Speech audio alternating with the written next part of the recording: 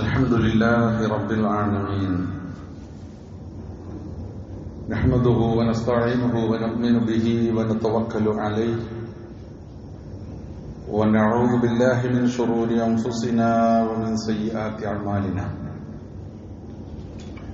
من يهده الله فلا مضل له ومن يضلل فلا هادي له وأشهد أن لا إله إلا الله وحده لا شريك له وأشهد أن محمدا عبده ورسوله أرسله بالهدى ودين الحق ليظهره على الدين كله ولو كره المشركون اللهم صل على محمد وعلى آل محمد كما صليت على إبراهيم وعلى آل إبراهيم وبارك على محمد وعلى آل محمد كما باركت على إبراهيم وعلى آل إبراهيم في العالمين إنك حميد مجيد أما بعد فإن خير الحديث كتاب الله وخير الهدي هدي محمد صلى الله عليه وسلم وشر الأمور محدثاتها وكل محدثة بدعة يا أيها الذين آمنوا اتقوا الله حق تقاته فلا تموتن إلا وأنتم مسلمون أعوذ بالله من الشيطان الرجيم الذين إن مكناهم في الأرض أقاموا الصلاة وآتوا الزكاة وأمروا بالمعروف ونهوا عن المنكر ولله عاقبة الأمور.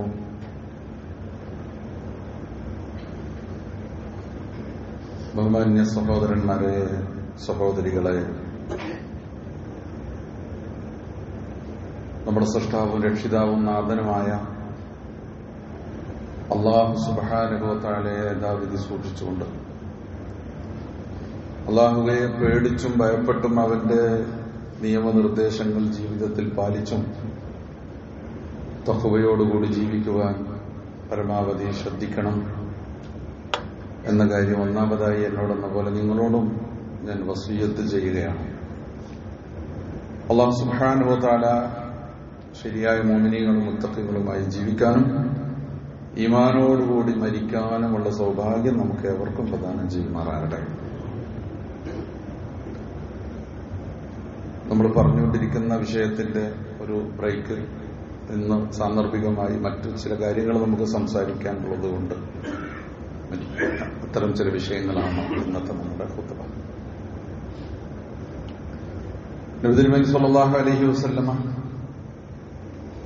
മക്കയിൽ നിന്ന് മദീനയിലേക്ക് ഹിജ്റ ചെയ്തെത്തി.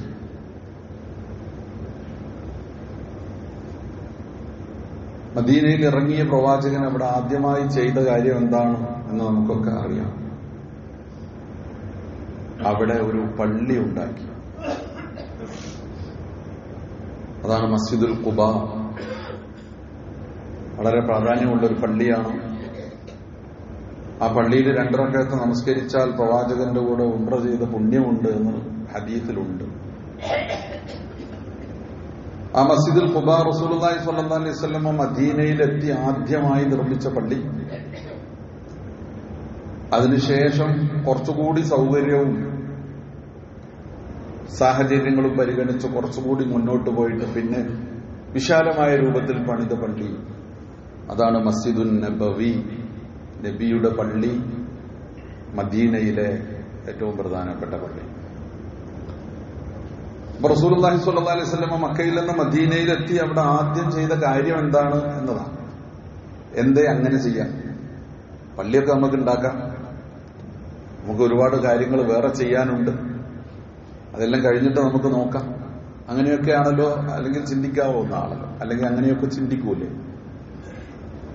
പക്ഷെ അല്ല, യഥാർത്ഥത്തിൽ സത്യവിശ്വാസികളുടെ നയവും അവരുടെ നിലപാടും എന്തായിരിക്കുമെന്ന് വിശുദ്ധ ഖുർആൻ പറഞ്ഞിട്ടുണ്ട്. ഭൂമിയിൽ അവർക്ക് ഒരിടത്ത് കാലുറപ്പിച്ച് നിൽക്കാൻ സൗകര്യം കിട്ടിയാൽ, ഭൂമിയിൽ ഒരിടത്ത് അവർ താമസിക്കാൻ അല്ലെങ്കിൽ അവർക്ക് സ്വാധീനം ഉറപ്പിക്കാൻ പറ്റിയാൽ അവര് അവിടെ ചെയ്യുന്ന കാര്യങ്ങൾ എന്തായിരിക്കും? സൂറത്തുൽ ഹജ്ജില് 41-ാമത്തെ ആയത്തിൽ അല്ലാഹു സുബ്ഹാനഹു വ തആല പറയാണ്, അല്ലദീന ഇൻ മക്കന്നാഹും ഫിൽ അർളി അഖാമുസ് സ്വലാത്ത വആതൗസ് സക്കാ.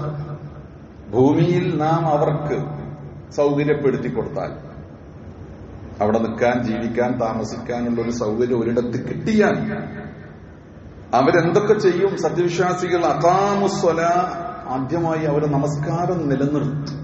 ഇഖാമത്തു സ്വലാ, നമസ്കാരം നിലനിർത്തും. നമസ്കാരം നിലനിർത്തുക എന്ന് പറഞ്ഞാൽ മുസ്ലിങ്ങൾ താമസിക്കുന്നിടത്ത് അവർക്ക് സംഘടിതമായി നമസ്കരിക്കാനുള്ള ഒരു ഇടം, അതാണ് പള്ളി, മസ്ജിദ്. ഒരു മസ്ജിദ് ഉണ്ടാകും, അവിടെ ബാങ്കും ഇഖാമത്തും ഉണ്ടാകും, ജമാഅത്തും ഉണ്ടാകും. സംഘടിതമായി മുസ്ലിങ്ങൾ കൂട്ടായിട്ട് ഒരിടത്ത് ചേർന്ന് നമസ്കരിക്കുക, അതാണ് ഇഖാമത്തു സ്വലാ എന്ന് പറയുന്നത്. അപ്പൊ മുസ്ലിങ്ങൾക്ക് സൗകര്യം കിട്ടിയാൽ എന്ത് ചെയ്യും? അഖാമു സ്വലാ, അവർ നമസ്കാരം നിലനിർത്തും. പള്ളി, അപ്പൊ നമസ്കരിക്കുകയാണെങ്കിൽ ഈ പറഞ്ഞ പോലെ അപ്പൊ എന്ത് വേണം? പള്ളി വേണം. അപ്പൊ നബി സല്ലല്ലാഹു അലൈഹി വസല്ലം തിരുമേനി ഈ ആയത്തിന്റെ ഈ ആയത്താണ് അവിടെ പ്രായോഗികമായിട്ട് കാണിക്കുന്നത്. മദീനയിലെത്തി ഉടനെ അവിടെ ഒരു പള്ളി ഉണ്ടാക്കി. സ്വന്തമായി വീടായിട്ടല്ല, റൂമായിട്ടല്ല, താമസമായിട്ടല്ല, മറ്റുള്ള ഒന്നുമല്ല. ആദ്യം എന്ത് ചെയ്യണം? നമുക്കൊരു പള്ളി, 4 തൂണ് കെട്ടിയിട്ട് ഓലയിൽ അല്ലേ, ഈത്തപ്പനയുടെ ഓല വേന്നിട്ട് അവിടെ ഒരു പള്ളി ഉണ്ടാക്കി. അവിടെ ജമാഅത്ത് നമസ്കാരം സ്ഥാപിച്ചു. അഖാമുസ്വല, നമസ്കാരം നിലനിർത്തുക. പിന്നെ വിശ്വാസികൾ എന്ത് ചെയ്യും? വാതൗസ് സക്കാ. പിന്നെ അപ്പൊ അവര് ഒരിടത്ത് താമസിച്ച് അവരൊരിടത്ത് പ്രദേശത്ത് കാലുറപ്പിച്ച ഒരു മുസ്ലിം, ഒരു ഇസ്ലാമിക സമൂഹം, ഒരു മുസ്ലിം സമൂഹം, ഒരു ഉമ്മത്ത്, ഒരു ജനത ഒരിടത്തുണ്ടെങ്കിൽ അവിടെ ഒന്നാമതായിട്ട് നടക്കുന്നത്, സ്ഥാപിതമാകുന്നത് പള്ളിയും ആ പള്ളിയുമായി ബന്ധപ്പെട്ട കാര്യങ്ങൾ, പ്രത്യേകിച്ച് നമസ്കാരവും ജമാഅത്ത് നമസ്കാരവും അനുബന്ധ കാര്യങ്ങളും, ഇഖാമത്ത് സ്വലാ. അത് തികച്ചും ആത്മീയമായിട്ടുള്ള പടച്ച റബ്ബുമായി. കാരണം നമസ്കാരം എന്ന് പറഞ്ഞാൽ അതിന്റെ പ്രാധാന്യത്തെ കുറിച്ച് നമ്മൾ പലപ്പോഴും പറഞ്ഞാൽ നമുക്കൊക്കെ അറിയാവുന്നതാണ്. ഒരു സത്യവിശ്വാസിയുടെ ജീവിതത്തിലെ ഏറ്റവും പ്രധാനപ്പെട്ട കാര്യം, ഒരു വിശ്വാസിയാണോ അയാളുടെ ഏറ്റവും പ്രധാനപ്പെട്ട കാര്യം, ഒന്നാമത്തെ കാര്യം നമസ്കാരമാണ്. അപ്പൊ അതിനുള്ള സൗകര്യം ആത്മീയമായി പടച്ച റബ്ബുമായി ബന്ധപ്പെടാൻ പറ്റുന്നത്. രണ്ടാമതായിട്ട് അവർ ചെയ്യുന്ന കാര്യം എന്താണ്? സക്കാത്ത് നൽകും. സാമ്പത്തികവുമായി ബന്ധപ്പെട്ട കാര്യങ്ങൾ, അഥവാ സാമ്പത്തിക വിഷയങ്ങളിൽ സമൂഹത്തിന്റെ സുസ്ഥിതി, സമൂഹത്തിൽ ദാരിദ്ര്യവും പട്ടിണിയും ദുരിതങ്ങളും കഷ്ടപ്പാടുകളും പരമാവധി കുറച്ച് അല്ലലും അലട്ടുമില്ലാതെ ഒരു വിധം സമാധാനത്തോടുകൂടി മനുഷ്യർ ജീവിക്കുന്ന ഒരു സാഹചര്യം സൃഷ്ടിക്കപ്പെടുക. ഇതാണ് സക്കാത്തിന്റെ ഉദ്ദേശം. സക്കാത്തുമായി ബന്ധപ്പെട്ട് നമ്മൾ ഒരുപാട് സംസാരിച്ചിട്ടുണ്ട്. അതിന്റെ ഉദ്ദേശ ലക്ഷ്യങ്ങളും അതിന്റെ ഫലങ്ങളും ഗുണങ്ങളും ഒക്കെ. അപ്പൊ അങ്ങനെ ഒരു സക്കാത്ത് വ്യവസ്ഥ അവിടെ സ്ഥാപിക്കും. അവര് ഉള്ളവനിൽ നിന്നെടുത്ത് ഇല്ലാത്തവന് കൊടുത്ത്, വീടില്ലാത്തവന് വീട്, ചികിത്സയില്ലാത്തവന് ചികിത്സ, ഭക്ഷണമില്ലാത്തവന് ഭക്ഷണം, പാർപ്പിടമില്ല, മറ്റുള്ള സൗകര്യങ്ങളില്ലാത്തവർക്ക് അത്, അടിസ്ഥാന ആവശ്യങ്ങൾ മനുഷ്യരുടേതൊക്കെ പൂർത്തീകരിക്കപ്പെടുന്ന ഒരു സാഹചര്യം ഉണ്ടാകും. അതിനാ സക്കാത്ത്. അത് വിശ്വാസികൾ ചെയ്യും. ഒരിടത്തെത്തിയാൽ അവിടെ ഒരു കാലുറപ്പിച്ചാൽ, അവിടെ സ്വാധീനം കിട്ടിയാൽ അതാണ് ചെയ്യാം. പിന്നെ അമറൂ ബിൽ മഅറൂഫി വനഹൂ അനിൽ മുൻകർ. പിന്നെ സാമൂഹ്യമായ വിഷയങ്ങൾ, നമസ്കാരവും സക്കാത്തുണ്ട്, അതുകൊണ്ട് മാത്രം തീർന്നില്ല. അവരെ സംബന്ധിച്ചിടത്തോളം വളരെ പ്രധാനപ്പെട്ട ഒരു ദൗത്യവും ഉത്തരവാദിത്വവും അവർക്ക് നിർവഹിക്കാനുണ്ട്. അത് സമൂഹത്തെ നന്മയിൽ പടുത്തുയർത്തുക എന്നതാണ്. നന്മയുടെ സംസ്ഥാപനവും തിന്മയുടെ ഉച്ചാടനവും അതിനുവേണ്ടി അവർ പ്രവർത്തിക്കും. അമറൂ ബിൽ മഅറൂഫ് വനഹൂ അനിൽ മുൻകർ. നന്മ കൽപ്പിക്കുകയും തിന്മ തടയുകയും ചെയ്യുക. നന്മ കൽപ്പിക്കുകയും തിന്മ തടയുകയും ചെയ്യാം. അപ്പൊ സമൂഹത്തിൽ ജീവിക്കുന്ന മനുഷ്യർ, വിശ്വാസികൾ വിശേഷിച്ചും പടച്ച റബ്ബിനെ ഭയപ്പെട്ടും അവന്റെ നിയമനിർദ്ദേശങ്ങൾ പാലിച്ചും ജീവിക്കുന്നു എന്ന് ഉറപ്പുവരുത്താൻ വേണ്ടി അന്യോന്യം ശ്രദ്ധിച്ചും ഉപദേശിച്ചും തിരുത്തിയും ശാസിച്ചും ഗുണദോഷിച്ചും നന്മയുടെ വക്താക്കളായിട്ട് അവർ നിൽക്കും. പടച്ച റബ്ബിന്റെ കൽപ്പനകളൊക്കെ അവിടെ പാലിക്കപ്പെടുന്നു എന്ന് തങ്ങൾ ജീവിക്കുന്ന സമൂഹത്തിൽ അതാണ് ഈ വതവാസൗ ബിൽ ഹഖ് എന്ന് പറഞ്ഞിട്ടുണ്ട്. വതവാസൗ ബിൽ ഹഖ് വതവാസൗ ബിസ് സബ്ർ. നമുക്കൊക്കെ അറിയാലോ, ഹഖ് കൊണ്ട്, സത്യം കൊണ്ട് പരസ്പരം ഉപദേശിക്കും. സത്യം കൊണ്ട് ഉപദേശിക്കുക എന്ന് പറഞ്ഞാൽ ആരാണ് പടച്ച റബ്ബിന്റെ വിധിവിലക്കുകൾക്ക് വിധേയമാകാതിരിക്കാതെ ജീവിക്കുന്നത്, അല്ലെങ്കിൽ അതിനെ അവഗണിക്കുന്നത്? ആ വിഷയത്തിൽ ആരാണ് ശ്രദ്ധിക്കാത്തത്? ആരാണ് നമസ്കാരം നിർവഹിക്കാത്തത്? ആരാണ് നോമ്പനുഷ്ഠിക്കാത്തത്? ആരാണ് പടച്ച റബ്ബിന്റെ കൽപ്പനകൾ പാലിക്കാത്തത്? ആരിലാണ് അള്ളാഹു സുബ്ഹാനഹു വ തആലയുടെ കോപത്തിനും അള്ളാഹുവിന്റെ വെറുപ്പിനും കാരണമായി തീരുന്ന കാര്യങ്ങൾ ആരുടെ ജീവിതത്തിലാണുള്ളത്? തിന്മകൾ, വെറുക്കപ്പെട്ട കാര്യങ്ങൾ. മദ്യപാനമുണ്ടോ? അശ്ലീലതകളുണ്ടോ? പലിശയുണ്ടോ? മറ്റു വൃത്തികേടുകളുണ്ടോ? ഒരു സമൂഹത്തിൽ ആ സമൂഹത്തെ വ്യക്തിപരമായും സാമൂഹ്യമായും അവിടുത്തെ വ്യക്തികളെ വ്യക്തിപരമായും സമൂഹത്തെ പൊതുവായും നശിപ്പിക്കുന്ന കാര്യങ്ങൾ എന്തൊക്കെ ഉണ്ടോ അതിനെയൊക്കെ ഉന്മൂലനം ചെയ്യാൻ വേണ്ടി ശ്രമിക്കുക. വനഹു അനിൽ മുൻകർ. അപ്പൊ നന്മ കൽപ്പിക്കുക, തിന്മ വിലക്കുക. സമൂഹത്തിന്റെ നന്മ ആ സമൂഹത്തെ നന്മയിൽ സ്ഥാപിച്ച് നിലനിർത്താനും എല്ലാ നന്മകളും ആ സമൂഹത്തിൽ സ്ഥാപിക്കാൻ, ആ സമൂഹത്തിൽ സ്വാഭാവികമായി മനുഷ്യ സമൂഹത്തിൽ ഉണ്ടാകുന്ന തിന്മകളിൽ നിന്ന് സമൂഹത്തെ രക്ഷിക്കാനും വേണ്ട പണിയൊക്കെ അവിടെ നടക്കും. ഇത് എപ്പോ നടക്കും? ഒരിടത്ത് വിശ്വാസികൾക്ക് സൗകര്യം കിട്ടിയാൽ, അല്ലദീന ഇമ്മക്കന, അവിടെ ജീവിക്കുമ്പോൾ. അങ്ങനെ വിശുദ്ധ ഖുർആൻ അവതരിച്ചു. അതിനെ പ്രായോഗികമായിട്ട് റസൂലുള്ളാഹി സ്വല്ലല്ലാഹി അലൈഹി വസല്ലം തിരുമേനി കാണിച്ചു. അതാണ് മദീന മസ്ജിദുൻ നബവി, അള്ളാഹുവിന്റെ റസൂലിന്റെ കേന്ദ്രമായി പ്രവർത്തിച്ച മദീനത്തെ പള്ളി. പള്ളി എന്ന് പറഞ്ഞാൽ എന്തിനാണെന്ന് ചോദിച്ചാൽ, പള്ളി എന്ന് പറഞ്ഞാൽ ഒന്നാമതായിട്ട് നമസ്കരിക്കാനാണ്. പള്ളിയുടെ മസ്ജിദിന്റെ ഒന്നാമത്തെ ഉദ്ദേശം നമസ്കാരമാണ്, ഇഖാമത്തു സ്വലാ. എന്നാൽ ആ പള്ളിയോടനുബന്ധിച്ചും അല്ലെങ്കിൽ പള്ളി കേന്ദ്രീകരിച്ചും ഉണ്ടാവേണ്ടുന്ന വേറെ കുറെ കാര്യങ്ങളുണ്ട്.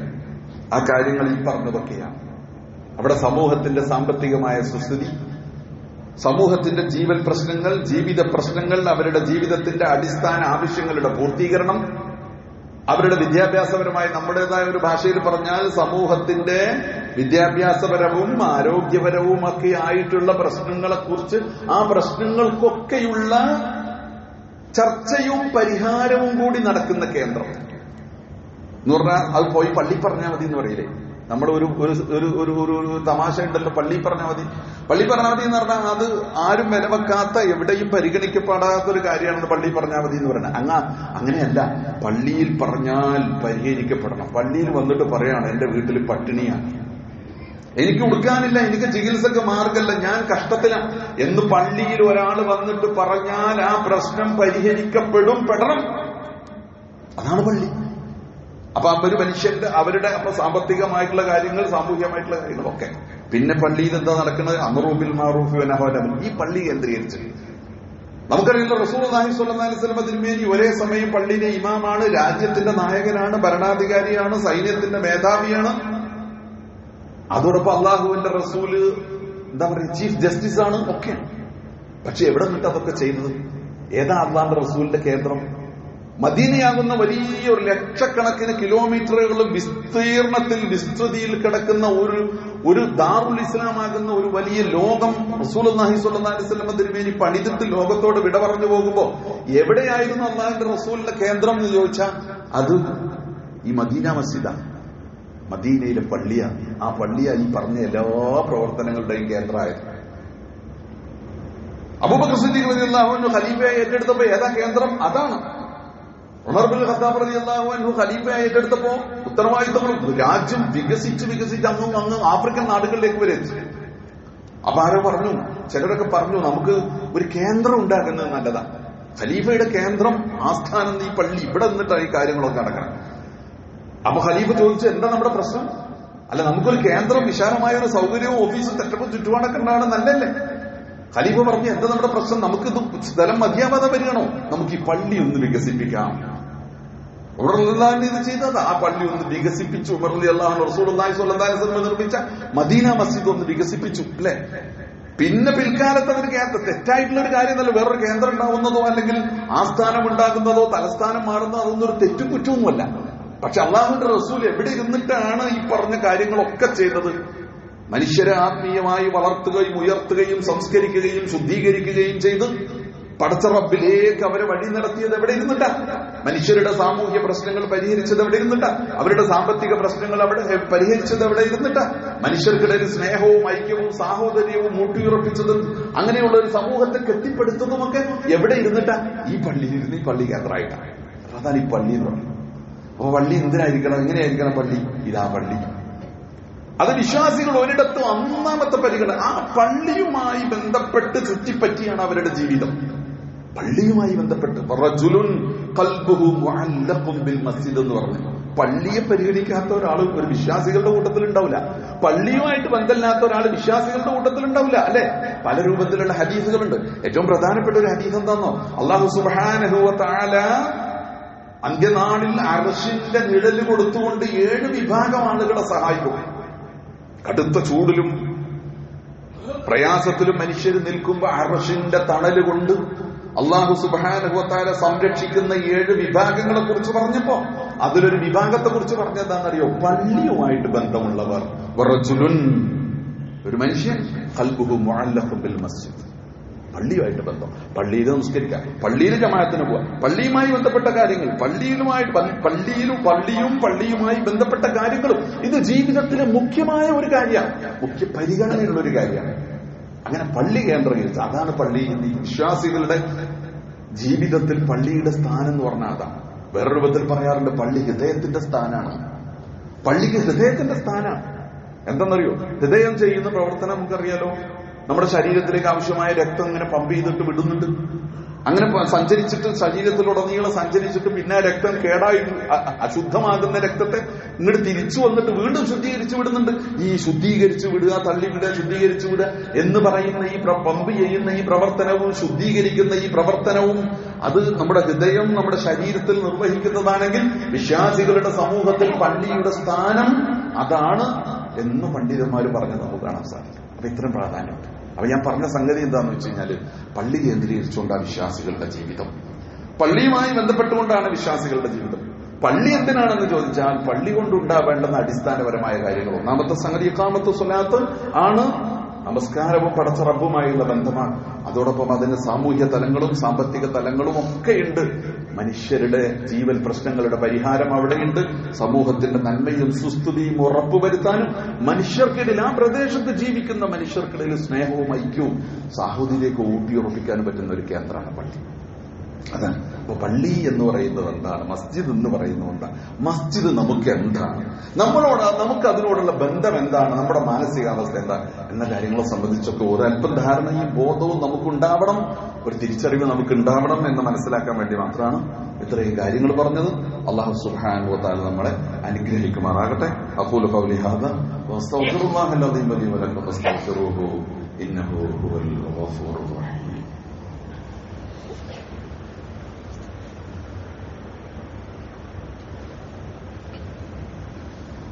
الحمد لله الذي هدانا لهذا وما كنا لنهتدي لولا أن هدانا الله. اللهم صل على محمد وعلى آل محمد. أيها المؤمنون أوصيكم عباد الله وإياي ثانيا بتقوى الله. അള്ളാഹു സൂക്ഷിച്ചുകൊണ്ട് ജീവിക്കാൻ ഒന്നുകൂടി ഓർമ്മപ്പെടുത്തുകയാണ്. മദീനയിൽ റസൂലുള്ളാഹി സ്വല്ലല്ലാഹു അലൈഹി വസല്ലം സ്ഥാപിച്ച പള്ളി, ആ പള്ളി കേന്ദ്രീകരിച്ചുകൊണ്ട് വിശ്വാസികൾ ജീവിച്ചു. പിന്നെ പലയിടത്തായിട്ട് പള്ളികൾ വന്നു. നാടിങ്ങനെ വികസിച്ചു, ഇസ്ലാമിക ലോകം വികസിച്ചു, സമൂഹം വികസിച്ചു, ലോകത്തിന്റെ പല ഭാഗത്തേക്ക്. അപ്പൊ ഇങ്ങനെ വികാസം വരുമ്പോ എല്ലാവർക്കും പിന്നെ മദീന പള്ളി തന്നെ ഒരു പള്ളിയും അവിടെ അങ്ങോട്ട് അത് അങ്ങനെ ഒരു കേന്ദ്രം എന്നുള്ളത് സാധ്യമാവില്ല. അപ്പൊ അതിന്റെ വികേന്ദ്രീകരണങ്ങൾ ഇങ്ങനെ നടക്കും. വിശ്വാസികൾ താമസിക്കുന്ന ജീവിക്കുന്ന പ്രദേശത്ത് എവിടെയുണ്ടോ അവിടെയൊക്കെ പള്ളി. ആ പള്ളിയുമായി ബന്ധപ്പെട്ടുകൊണ്ട് അള്ളാഹുവിന്റെ റസൂല് മദീന പള്ളി മാതൃകയായിട്ട് കാണിച്ചുകൊണ്ട് തന്ന പ്രവർത്തനങ്ങളെന്തോ, ഖുർആനും ഹദീസും പഠിപ്പിച്ച കാര്യങ്ങളെന്തോ, നേരത്തെ പറഞ്ഞ സംഗതികളെന്തോ, അതൊക്കെ ഓരോ പ്രദേശത്തും ജീവിക്കുന്ന വിശ്വാസികൾ അവർക്കിടയിൽ അവർ സ്ഥാപിച്ച പള്ളിയുമായി ബന്ധപ്പെട്ട് ആ പള്ളിയെ കേന്ദ്രീകരിച്ചുകൊണ്ട് അവര് ചെയ്തുകൊണ്ടിരിക്കും. അങ്ങനെ സഞ്ചരിച്ച് 14 നൂറ്റാണ്ട് അള്ളാഹുവിന്റെ റസൂലിന്റെ കാലത്തിന് ശേഷം നമ്മളിപ്പോ സഞ്ചരിച്ചു കഴിഞ്ഞിരിക്കാം. ഇപ്പൊ നമ്മൾ എത്തി നിൽക്കുന്നു, നമ്മളിപ്പോ ഒരു പള്ളിയിലാണ്. ഈ പള്ളി എന്തിന്റെയൊക്കെ ഹെഡ് ഓഫീസ് കിടക്കുന്ന ഇവിടെ ശരിക്കും പറഞ്ഞാൽ ഹറമാണ്, മസ്ജിദുൽ ഹറാമാണ് അല്ലെ ഒന്നാമത്തെ പള്ളി. പിന്നെ അവിടുന്ന് അങ്ങോട്ട് ഉണ്ടായതാണ് രണ്ടാമത്തെ, മൂന്നാമത്തെ പള്ളി. അപ്പൊ നമ്മുടെയൊക്കെ ബ്രാഞ്ചുകളാണ്. ഇതൊക്കെ കിടക്കുന്ന ഹെഡ് ഓഫീസ് കിടക്കുന്നത്, കേന്ദ്രം കിടക്കുന്നതൊക്കെ അവിടെയാണ്. പക്ഷെ ലോകത്തിങ്ങനെ ആയിരക്കണക്കിന് ലക്ഷക്കണക്കിന് പള്ളികൾ, ആ പള്ളികളുമായി ബന്ധപ്പെട്ടുകൊണ്ട് വിശ്വാസികൾ ജീവിക്കുകയും പ്രവർത്തിക്കുകയും ചെയ്യുന്നുണ്ട്. അപ്പൊ ഒരു പ്രദേശത്തൊരു പള്ളി, ആ പള്ളിക്ക് ബന്ധപ്പെട്ടുകൊണ്ട്, അത് കേന്ദ്രവുമായി ബന്ധപ്പെട്ടുകൊണ്ട് ഈ പറഞ്ഞ തരത്തിലുള്ള പ്രവർത്തനം, അങ്ങനെ പല നാടുകളിൽ ആ വിശ്വാസികൾ ജീവിക്കുന്ന പ്രദേശം. ചില പ്രദേശങ്ങൾ ഇപ്പൊ അറബ് നാടുകളിലൊക്കെ ചെന്ന് കഴിഞ്ഞാൽ മിന്തക്ക എന്ന് പറയാം. മന്തക്ക എന്ന് നമ്മൾ മലയാളികളൊക്കെ പറയും. മിന്തക്ക എന്ന് പറഞ്ഞാൽ നമ്മൾ മഹല്ല് എന്ന് പറയുന്ന ഒരു രൂപമാണ് മിന്തക്ക എന്ന് പറയുന്നത്.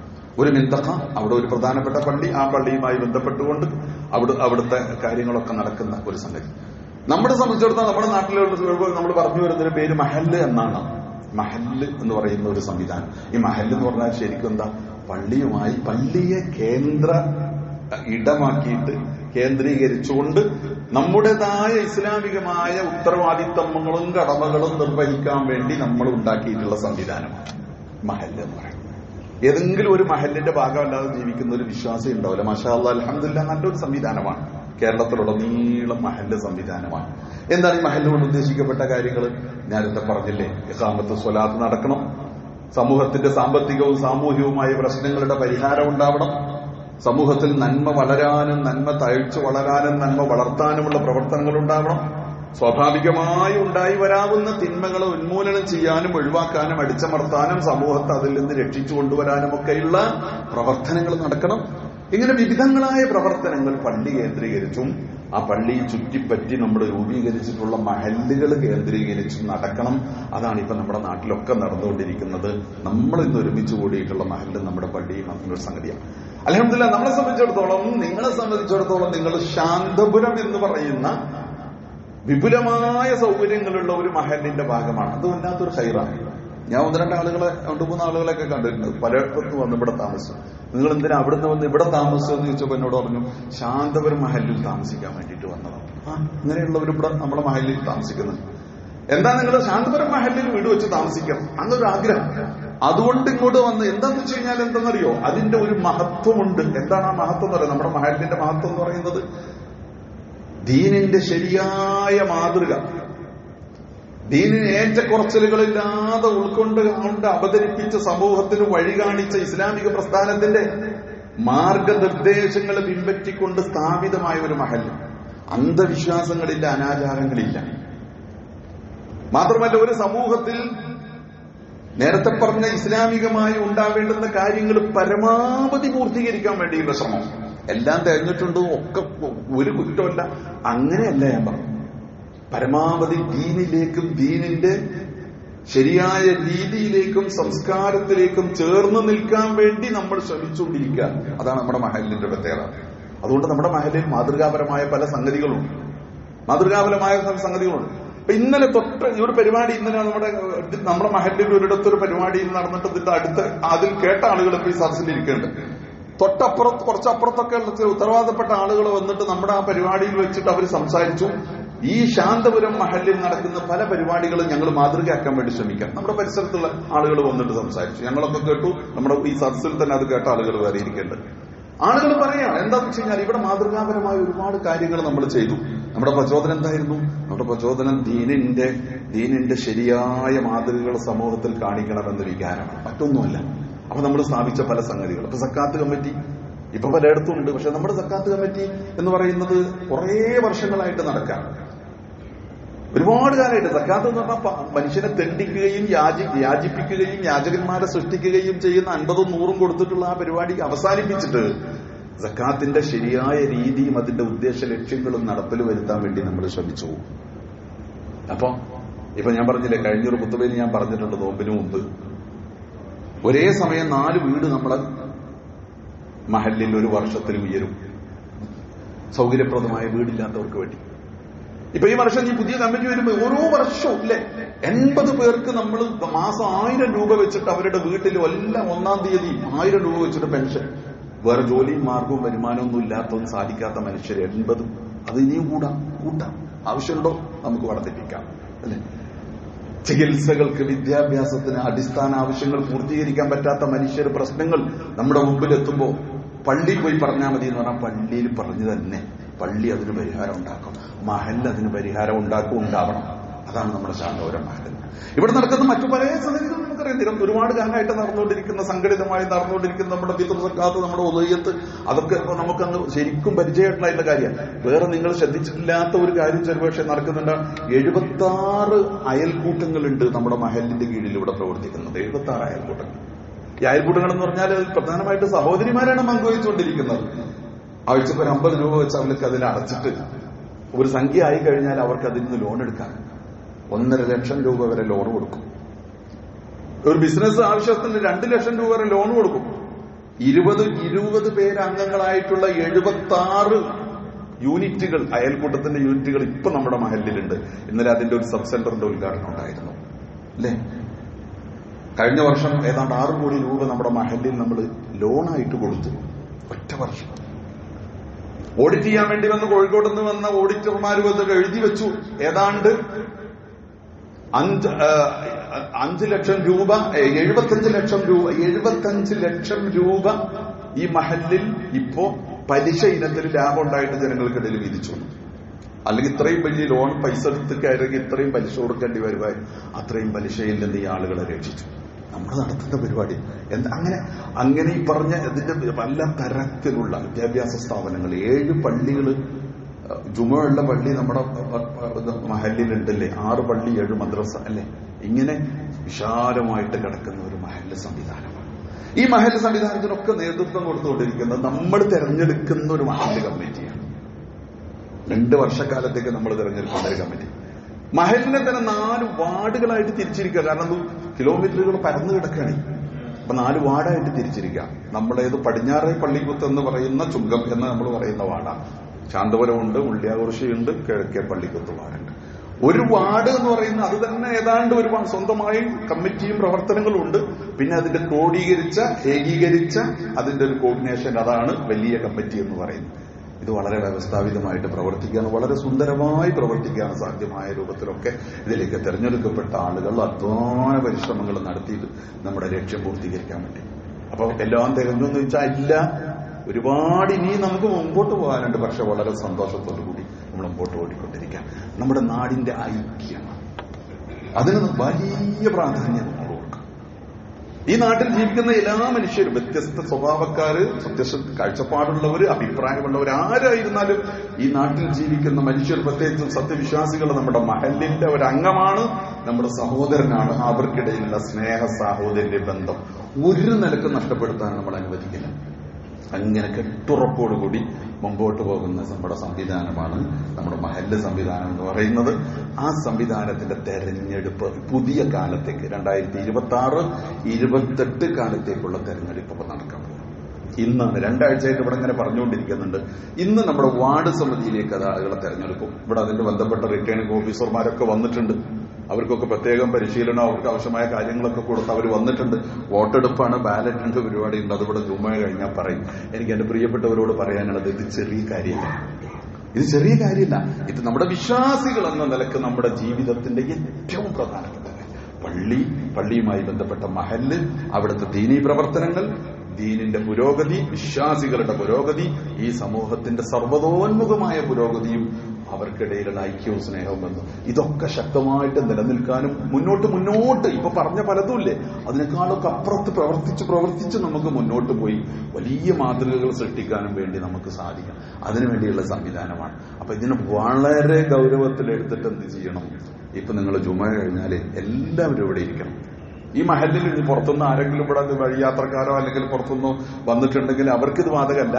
മഹല്ലുവാസികളായിട്ട് ഇപ്പൊ നമ്മുടെ ജുമയിൽ ഇവിടെ വന്നിട്ടുള്ള എല്ലാവരും 18 വയസ്സ് പൂർത്തിയായിട്ടുള്ള, അതാണ് ഇപ്പോൾ നമ്മൾ വോട്ടവകാശത്തിന്റെ ഇത് വെച്ചിട്ടുള്ളത്, 18 വയസ്സ് പൂർത്തിയായ സ്ത്രീ പുരുഷന്മാരൊക്കെ ഇവിടെ ഇരിക്കാം. ഒരു 10 മിനിറ്റ് സമയം നിങ്ങൾക്ക് ഇരുന്നാൽ മതിയാവും. നിങ്ങൾക്കൊരു ബാലറ്റ് പേപ്പർ തരും. നമ്മുടെ നാട്ടിൽ ഈ പ്രദേശത്ത് വാർഡ് സമിതിയാണ് ആദ്യം തെരഞ്ഞെടുക്കപ്പെടുക. ഈ പ്രദേശത്ത് നിങ്ങൾ കാണുന്ന ഇതിലേക്ക് തെരഞ്ഞെടുക്കപ്പെടേണ്ടുന്ന ആളുകൾ ആരാണോ എന്ന് നിങ്ങൾക്ക് അഭിപ്രായമുണ്ടോ, അവർക്ക് നിങ്ങൾ വോട്ട് ചെയ്തിട്ട് അവിടെ ആ പെട്ടിയുണ്ട്, വലിയ ബോക്സിൽ നിങ്ങൾ നിക്ഷേപിക്കാം.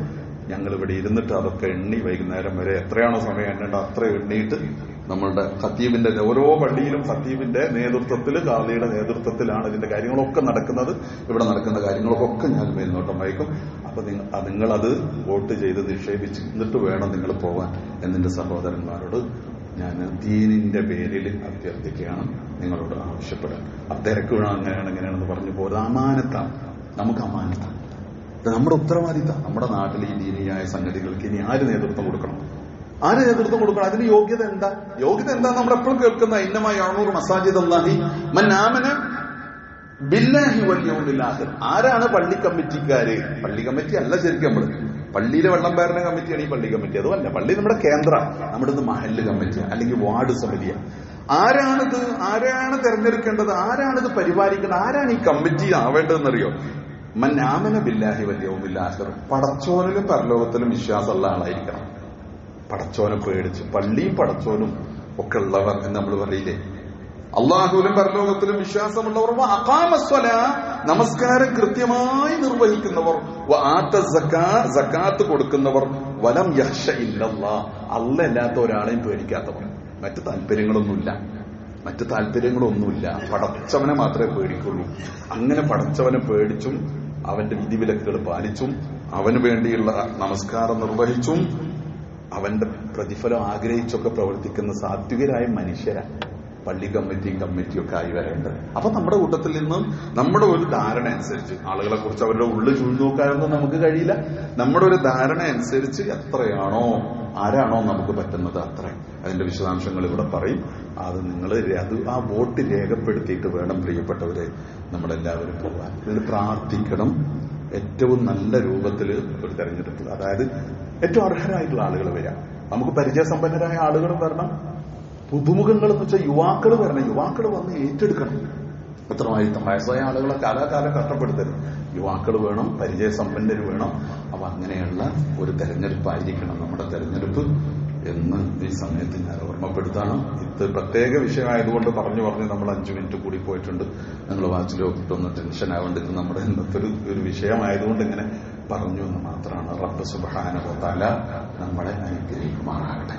പടച്ചറബ് ഏറ്റവും നല്ല രൂപത്തിൽ നമ്മുടെ മഹലിനെ നയിക്കാൻ, നമ്മുടെ വാർഡിനെ നയിക്കാൻ പറ്റുന്ന ഒരു സംഘത്തെ തെരഞ്ഞെടുക്കാൻ നമുക്ക് തൗഫീഖ് നൽകുമാറാകട്ടെ. അല്ലാഹു സുബ്ഹാനഹു വ തആല നമ്മുടെ പാപങ്ങളൊക്കെ പുറത്തു തരട്ടെ. ഈമാനോടുകൂടി മരിക്കാനുള്ള തൗഫീഖ് റബ്ബ് സുബ്ഹാനഹു വ തആല നമുക്ക് പ്രദാനം ചെയ്യുമാറാകട്ടെ. അല്ലാഹുവേ, ഞങ്ങളുടെ കൂട്ടത്തിൽ രോഗം കൊണ്ട് വിഷമിക്കുന്നവർക്ക് ശിഫ നൽകി അനുഗ്രഹിക്കണേ തമ്പുരാനെ. പൂർണ്ണ ശിഫ നൽകണേ നാഥ. വേദനയിൽ നിന്ന് ആശ്വാസം നൽകണേ തമ്പുരാനെ.